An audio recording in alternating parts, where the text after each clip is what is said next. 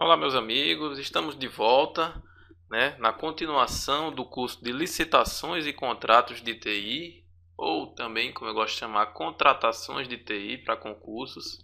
Esse é o módulo 2, né? O módulo 1, a gente viu a parte mais básica, começamos falando de um básico de contratações de TI, licitações públicas em geral, falamos de PDTI, né, os níveis de planejamento. Falamos o que é o CISP, que é o Sistema de Administração dos Recursos de TI. Falamos das diretrizes, das principais diretrizes que se baseiam as contratações de TI, né?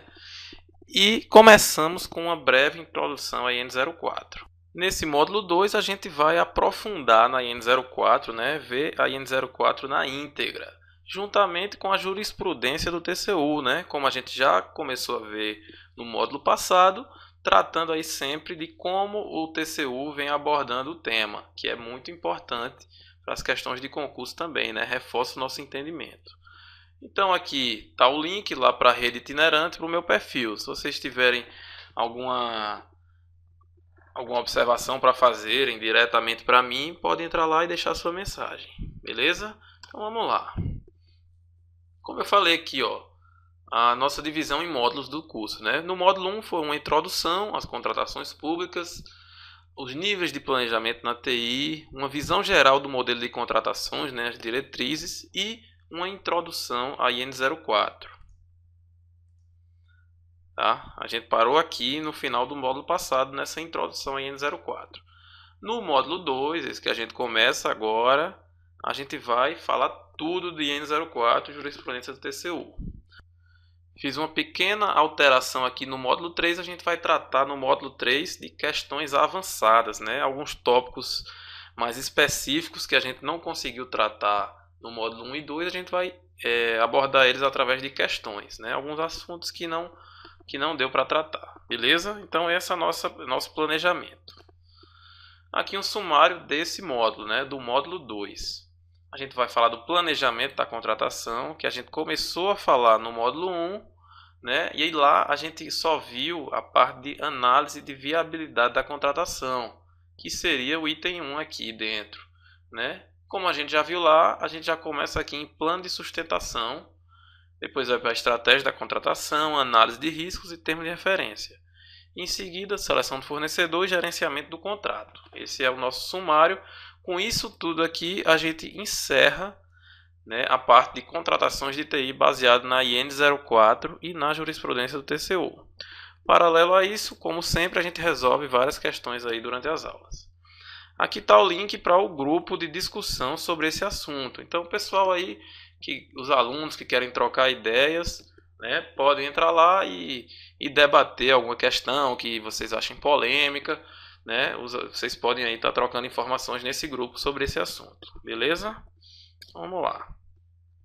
Uma breve apresentação aqui de quem eu sou, né? Não vou perder muito tempo aqui porque vocês provavelmente assistiram o módulo 1, já me conhecem, né? Então eu sou da CGU e eu trabalho diretamente com auditoria nos contratos de TI dos órgãos do Poder Executivo. Então esse assunto para mim é o meu preferido. Licitações e contratos de TI é o meu dia a dia lá na CGU, né? Analiso o contrato dos ministérios aí do Poder Executivo, né? E faço pareceres, relatórios, aponto erros, né? Aponto boas práticas quando encontro. Então isso aqui é o meu dia a dia, né? Isso que eu vou ensinar para vocês nesse módulo é o meu dia a dia lá no meu trabalho. Então para mim é o meu preferido. Aqui alguns concursos que eu fui aprovado, certificações.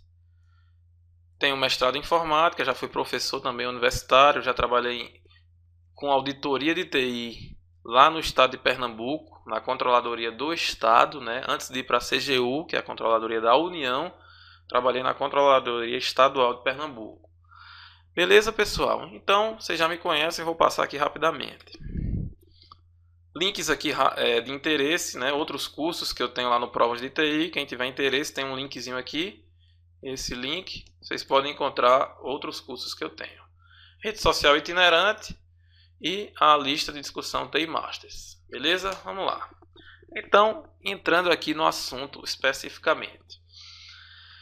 A gente terminou o módulo 1 falando do processo de contratações, né? Segundo a IN04. A IN04, lá no seu artigo 8º, ela diz: as contratações de soluções de TI devem seguir 3 fases. As fases, como eu já falei para vocês têm que memorizar o nome dessas fases.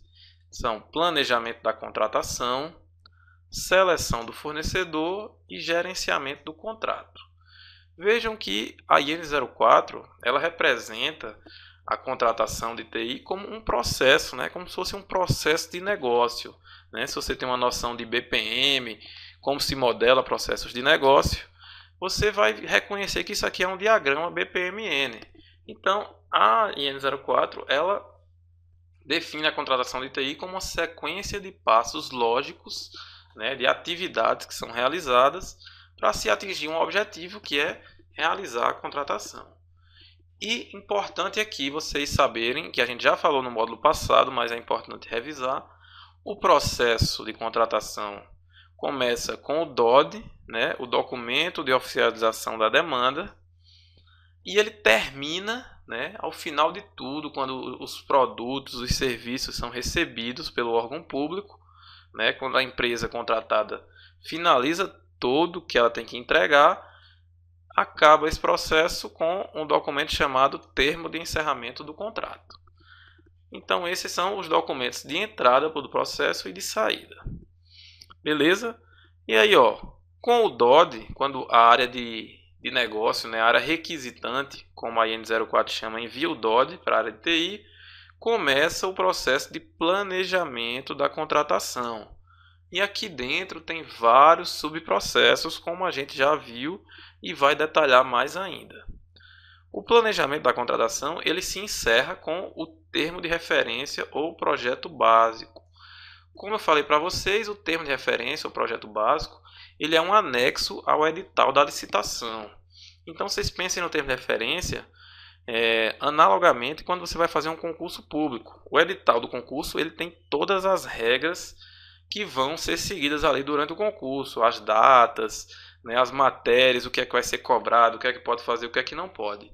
A mesma coisa é no edital de licitação, juntamente com o termo de referência ou projeto básico. Né? Tem todas as regras, todas as restrições, as sanções que podem ser aplicadas, as multas, né? A forma de prestação de serviço, se for aquisição de equipamentos, tem toda a especificação dos equipamentos. Tudo isso vai estar presente no termo de referência ou projeto básico. Com isso, vai se fazer a seleção do fornecedor, né?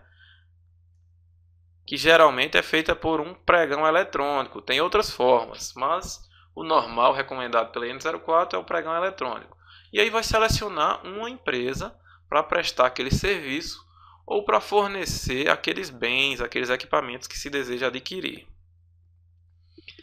Quando seleciona a empresa, né, escolhe uma que tenha o menor preço ou que tenha a melhor proposta. Escolhida aquela empresa vai assinar um contrato com o órgão público que vai contratar ela. A partir daquele contrato, começa-se a prestação de serviço ou fornecimento de bens, e aí uma equipe do órgão público vai fazer o gerenciamento do contrato. Né? Essa equipe a gente vai ver mais na frente, é o gestor do contrato juntamente com os fiscais. E aí depois que se encerra tudo, vai para o termo de encerramento. Ok? Isso aqui é básico, vocês têm que saber essas fases aqui, que eu já falei, essas 3 fases, tem que saber esses documentos intermediários, né? Tem vários outros, mas vocês têm que saber pelo menos esses aqui para a gente começar. O DOD, o TR, o termo de referência, o contrato e o termo de encerramento do contrato. Ok? Vamos lá. Então, ó, planejamento da contratação. O artigo 10 da IN04, né, Instrução Normativa número 4, ele diz que a fase de planejamento da contratação consiste nas seguintes etapas. Então as etapas são essas, pessoal. A gente já viu isso aqui no módulo passado. Mas é muito importante, vocês têm que memorizar essas etapas. E até mesmo, pessoal, um bizu aqui para vocês, hein? Presta atenção agora. Você tem que memorizar, inclusive, a ordem, a sequência como elas aparecem aqui na instrução. Né? Primeiro, análise de viabilidade, plano de sustentação, estratégia da contratação, análise de riscos e, por fim, o termo de referência ou projeto básico, né? Vocês lembram que o planejamento da contratação se encerra com o termo de referência? Pois bem, ele aqui é o último, é a última etapa da fase de planejamento. Análise de viabilidade a gente já viu no módulo passado. Então, a análise de viabilidade é onde a gente vai definir os requisitos da solução, escolher a melhor solução, né? Analisar as várias soluções possíveis e definir a melhor solução. Beleza? E aí a gente passa para as outras que a gente vai estudar aqui nesse módulo: plano de sustentação, estratégia da contratação, análise de risco e termo de referência. Vamos lá. Aqui está as fases, né, na forma de um processo, as etapas do planejamento. A gente já viu a iniciação lá no módulo 1, que começa com o DOD, né? Quando a área requisitante envia para a área de TI qual é a demanda que ela tem, qual é a necessidade, o que é que ela precisa. A gente viu também a análise de viabilidade da contratação, que é o que eu já expliquei, né? Analisar as soluções possíveis, ver se aquilo é viável, se é possível de se contratar e qual é a melhor solução para atender aquilo. E agora a gente vai partir para o plano de sustentação. Então vamos ver o que é esse plano de sustentação. Então, o plano de sustentação ele objetiva garantir a continuidade do negócio durante e após a implantação da solução de TI. O que é isso, pessoal? Palavra-chave para você entender o que é o plano de sustentação, ele vai garantir a continuidade do negócio. A gente estuda muito isso lá em segurança, né? Aquelas normas ISO de gestão de segurança da informação falam muito de continuidade do negócio. Então, o plano de sustentação ele se preocupa com isso. O que é que providências a gente vai tomar, que providências o órgão público vai tomar em uma eventual interrupção do contrato. Digamos, a empresa faliu, a empresa deixou de prestar o serviço por qualquer motivo. O órgão ele tem que ter um plano para saber o que é que fazer naquela situação. E o plano de sustentação também vai buscar se precaver, né, quando o contrato terminar. Quando o contrato terminar, quem é que vai assumir aqueles serviços? Por exemplo, vou dar um exemplo aqui para vocês. Um órgão, por exemplo, contratou uma empresa para fazer a instalação da rede, né, do cabeamento da rede, fazer o planejamento da rede de dados, né? E aí, quando termina aquela instalação, aquela configuração, quem é que vai manter aqueles serviços? Né? Se a empresa que você está contratando não vai administrar aquela rede, você tem que, no plano de sustentação, prever, né, planejar como é que aquilo vai ser tratado, se vão ser servidores do próprio órgão que vão dar continuidade àqueles serviços, se vai contratar uma outra empresa. Então, o plano de sustentação ele vai buscar garantir a continuidade do negócio em duas situações: numa eventual interrupção e também ao término normal do contrato, né? No término no prazo já esperado. O plano de sustentação é nessas duas situações. Eu estou repetindo isso porque isso cai em questões de concurso. Beleza? Vamos lá. Transição contratual após o encerramento do contrato. Então, o plano de sustentação ele vai prever como é que vai ser a transição quando o contrato se encerrar. O que é que vai ter que ser feito, o que é que vai ter que ser entregue da empresa para o órgão público que está contratando. Então, por exemplo, num software, vai ter que se entregar o código-fonte das versões finais lá do software que foi desenvolvido, dos produtos, né, se foi instalada uma nova rede, a arquitetura daquela rede, toda a documentação dos equipamentos ou dos serviços que foram prestados. Tem que ser feita a transferência final de conhecimento, ou seja, vai precisar fazer um treinamento com os servidores do órgão para eles poderem assumir aquele serviço que foi prestado, para eles poderem assumir aqueles bens, a administração da rede, dos equipamentos que foram instalados, né? A devolução de recursos, se a empresa contratada estava usando recursos do órgão, computadores, sala, mesa, telefone, do final tem que ser tudo devolvido. E tudo isso tem que estar previsto lá no plano de sustentação. Revogar os perfis de acesso na rede, nos sistemas, né? Se a empresa está saindo, ela não pode mais ter acesso aos sistemas do órgão. Então, tudo isso aqui, pessoal, tem que estar previsto no plano de sustentação. Isso aqui também cai em concurso, hein, pessoal? Fiquem atentos. Marquem aí no material de vocês que isso aqui é importante. O que é que está incluído no plano de sustentação? E a estratégia de independência do órgão. É isso que eu venho falando, né? Quando termina o contrato, né, a empresa que prestava serviço está saindo, o órgão tem que ficar independente daquela empresa, né? Ele não pode depender dela para sempre. E essa independência pode ser tanto contratando uma outra empresa ou passando aqueles serviços para os servidores. E aí vai ter a transferência de conhecimento e dos direitos de propriedade intelectual e direitos autorais. Isso aqui é muito crítico quando se contrata uma empresa para desenvolver um software.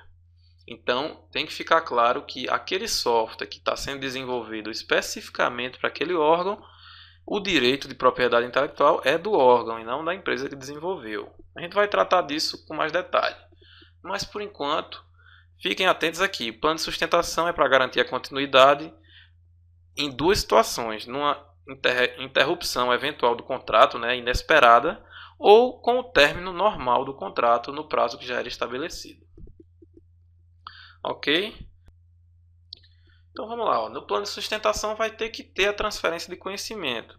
Isso a empresa tem que saber desde o início, né? Desde quando ela vai começar a prestar o serviço, ela tem que saber que ela tem algumas obrigações de transferência de conhecimento. Então tem que ser indicado nesse plano de sustentação quais são os documentos e dados que devem ser entregues pela empresa para o órgão público. Em que prazo ela tem que entregar esses documentos, esses dados e de que forma. Então, tudo isso tem que estar indicado no plano de sustentação. E há alguns exemplos aí de coisas que tem que ser entregue, né, no final do contrato. Um código-fonte comentado, no caso de desenvolvimento de software. Um memorial descritivo, no caso de projetos. Especificações funcionais internas, diagramas, fluxogramas. Tudo que fizer parte da solução, do software, do hardware, da prestação de serviço, da administração de redes, de banco de dados, tudo que for importante para se entender aquilo, né, quando a empresa sair, tem que ser entregue. Aqui um acórdão do TCU que fala sobre esse tema, para vocês terem uma ideia aí de como é que o TCU aborda e entender melhor desse assunto. Então, ó, o TCU deu essa recomendação aqui, ó, a um determinado órgão que eu escondi aqui para não causar polêmica. Recomendar ao órgão que, nos próximos editais, projetos básicos e contratos, objetivando a manutenção do sistema tal, preveja cláusulas que permitam a transferência de conhecimento para o departamento tal, né, um departamento lá do órgão, e possibilitem a migração de dados de sua propriedade. Então, os dados que estavam no sistema, né, que foi desenvolvido, que estava sendo trabalhado lá dentro do órgão, o TCU está dizendo que aqueles dados têm que ser migrados, né, para uma base de dados de padrão aberto, para que o órgão não fique refém de determinada marca de banco de dados, né? Isso é reconhecido por outros softwares para diminuir a dependência tecnológica. Então vejam, o TCU cobra que tenha cláusulas nos contratos, nos termos de referência de transferência de conhecimento. E aí continuando aqui, ó, considerando-se, entretanto, que as cláusulas do atual contrato não são, por si só, suficientes para garantir a transferência de conhecimento. Além das cláusulas existentes, é imperativa, aqui ó, de vermelho que eu marquei, cláusulas específicas referentes ao treinamento para os administradores do sistema, a elaboração de procedimentos de operação do sistema e a extração de dados em formato padrão. Então vejam aqui, esse era um caso de que um determinado órgão comprou um sistema ou adquiriu licenças de um sistema, né, para ser usado naquele órgão. E no final, né, não foi feito a transferência de conhecimento, não se treinou os servidores daquele órgão que iam administrar o sistema, não se mostrou quais eram os procedimentos para operar, para manter aquele sistema funcionando, e não se colocou também a extração de dados num formato padrão, para que o órgão não ficasse preso a determinada marca de banco de dados. Então, tudo isso aí é relativo à transferência do conhecimento. Aqui um exemplo de peguei isso aqui num edital real, né? Como é que o edital estava tratando a transferência de conhecimento, falando do treinamento. Falou que o treinamento teria que abranger fundamentos de instalação, configuração, operação e administração, melhores práticas e otimização dos softwares adquiridos. O treinamento teria que ser realizado em 2 turnos distintos de 40 horas cada. Então, vejam aí, ó, o termo de referência nessa contratação dizia exatamente o que é que tinha que ser o assunto do treinamento, ó, instalação, configuração, quantas horas tinha que durar o treinamento, em turnos distintos, né? E ainda falou, ó, que a contratada deveria apresentar uma proposta de ementa e cronograma dessa transferência de conhecimentos para aprovação do corpo técnico do Ministério X, né?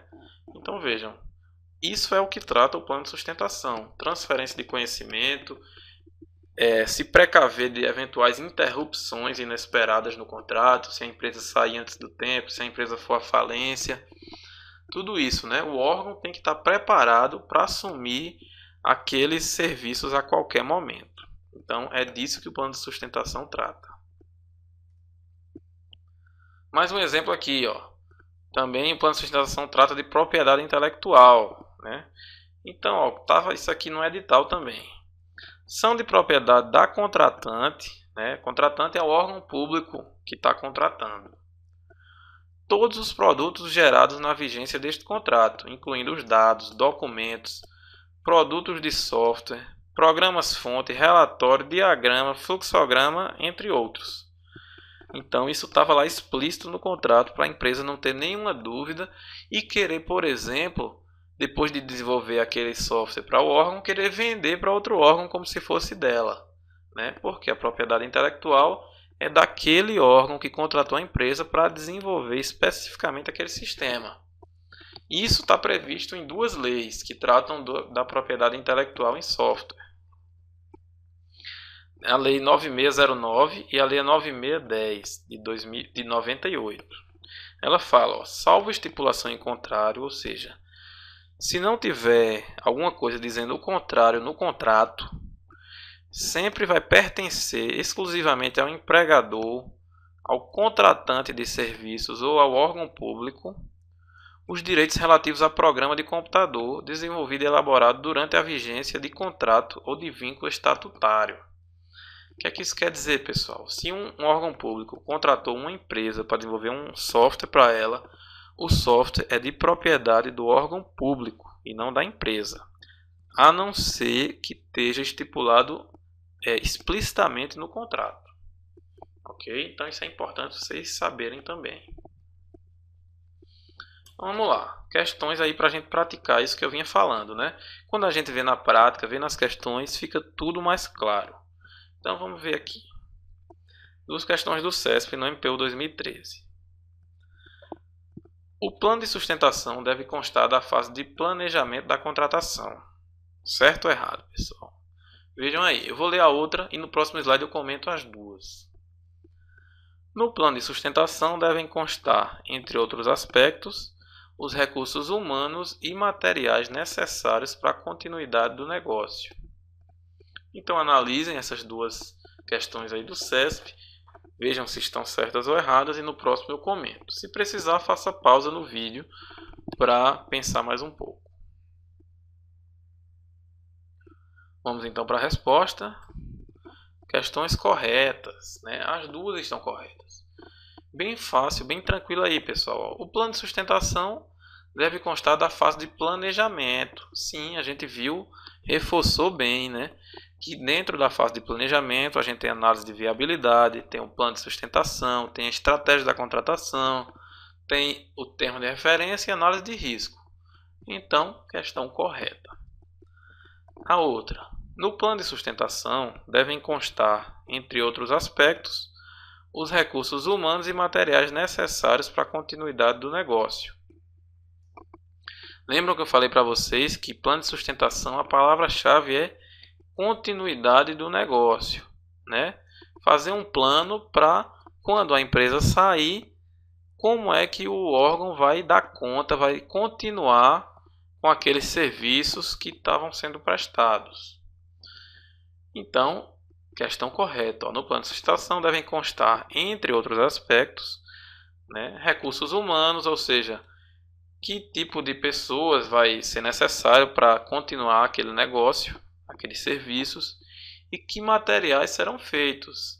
Tem outros aspectos também, né, questões de treinamento, propriedade intelectual, de documentos que têm que ser entregues, especificações, organogramas, fluxogramas, mapeamentos, tudo isso, né? Mas recursos humanos e materiais está incluído aí. Então, o plano de sustentação é isso. Mais uma para a gente encerrar aqui essa aula sobre o plano de sustentação.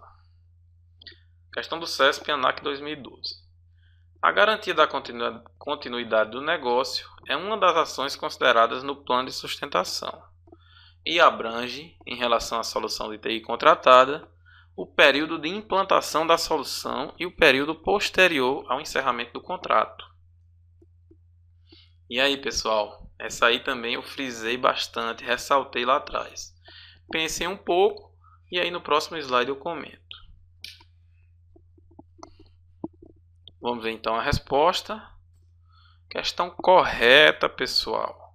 Olha lá. Plano de sustentação, como eu falei, a palavra-chave é continuidade do negócio, né? Então, a garantia de continuidade é uma das ações consideradas no plano de sustentação e abrange, em relação à solução contratada, lembra que eu falei que ele abrange dois casos. O primeiro é durante o período de implantação da solução e posteriormente ao encerramento do contrato. Ou seja, durante a implantação se a empresa sair, né, durante a prestação do serviço, durante a implantação da solução, ter um plano para dar continuidade àquilo, né, uma saída brusca sem um aviso prévio. E o outro caso é com o encerramento do contrato normalmente. Tem que ser previstas essas duas situações no plano de sustentação. Beleza? Então a gente encerra por aqui essa aula. Na próxima aula a gente continua e fala da estratégia da contratação. Ok? Espero vocês daqui a pouquinho.